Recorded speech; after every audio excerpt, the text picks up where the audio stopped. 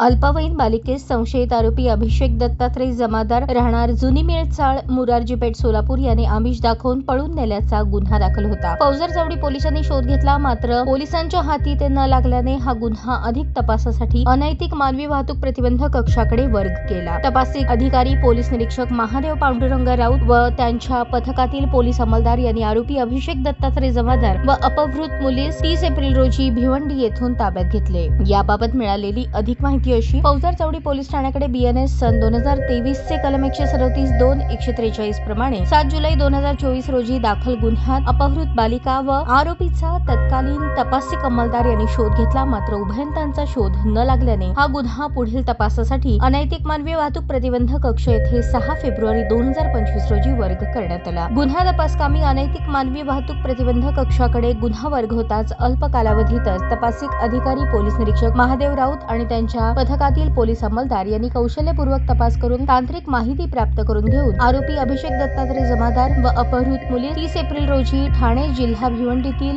गणेश नगरातून ताब्यात घेऊन पुढील कार्यवाही करता फौजदार चौडी पोलीस ठाण्यात हजर केले। ही कामगिरी पोलीस आयुक्त M राजकुमार, पोलीस उपायुक्त गुन्हे डॉ. दीपाली काळे, सहाय्यक पोलीस आयुक्त राजन माने, अनैतिक मानवी वाहतूक प्रतिबंधक कक्षाचे पोलीस निरीक्षक महादेव राऊत यांच्या मार्गदर्शनाखाली अनैतिक मानवी वाहतूक प्रतिबंधक कक्षाकडील पोलीस हवालदार महादेव बनकर, पोलीस नाईक सत्तार पटेल, महिला पोलीस शिपाई सुजाता जाधव, उषा माळगे, चालक पोलीस कॉन्स्टेबल दादा गोरे तसेच सायबर पोलीस ठाण्याकडील पोलीस हवालदार प्रकाश गायकवाड, मच्छिंद्र राठोड यांनी पार पाडली।